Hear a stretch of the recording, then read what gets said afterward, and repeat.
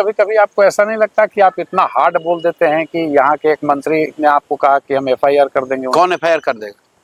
अशोक चौधरी ने कहा कि ना वो किए हैं, जाके मानहानि बेचारे किए हैं, सर्वदलीय नेता अशोक चौधरी। देखिए हम लोग यहाँ सुनते हैं, सर्वदलीय कैसे? मैं बता रहा हूँ कैसे। जैसे हम लोग सुनते हैं ये नेता इस दल में थे, छोड़कर दूसरे दल में चले गए, दूसरे दल को छोड़कर तीसरे में चले गए। अशोक चौधरी इन सब से ऊपर है। उन्होंने इतना दिमाग लगाया कि एट ए टाइम हम सब दल में रहेंगे। तो उनके पिताजी कांग्रेस में, ये खुद जदयू में, बेटी लोजपा में, दामाद आरएसएस भाजपा में, और अब कोई हमने बताया भाई एक आरजेडी बचा है, उसमें कोई भगिनी भतीजा बेटा भाई किसी को डाल दो।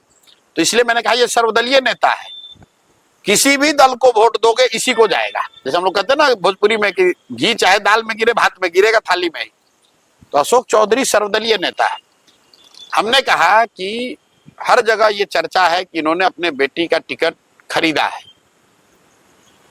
और ये हमने नहीं कहा, आप लोग पत्रकार आप जानते हैं, प्रेस कॉन्फ्रेंस हुआ, पार्टी के लोग जो उस समय चिराग जी के पार्टी में थे उन्होंने ये कहा, प्रेस में छपा, लोगों ने इस्तीफा दिया।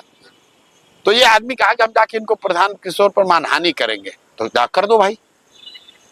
अभी दिलीप जायसवाल ने, आपने सुना होगा, कहा कि हम प्रशांत किशोर पर साइबर थाना में केस किए हैं जी।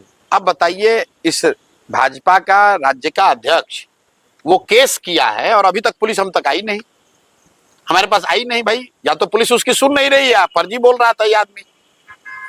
अगर दिलीप जायसवाल ने केस किया है कि मैं साइबर क्राइम कर रहा हूं जी, तो साइबर क्राइम वाले अफसर क्या उसकी बात सुन नहीं रहे हैं, या दिलीप जायसवाल ने सबको बेवकूफ बनाया?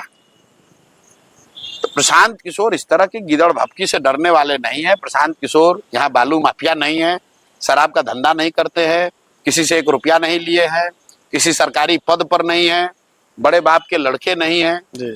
अपनी मेहनत से, अपनी हुनर से, अपने परिश्रम से जो कुछ भी कर सकते हैं वो कर रहे हैं जी। और ये चोर चुहड़े जितने नेता हैं, लुटेरे मंत्री सब, उगाही मंत्री जी, इनकी हिम्मत नहीं कि हमको डरा सकें।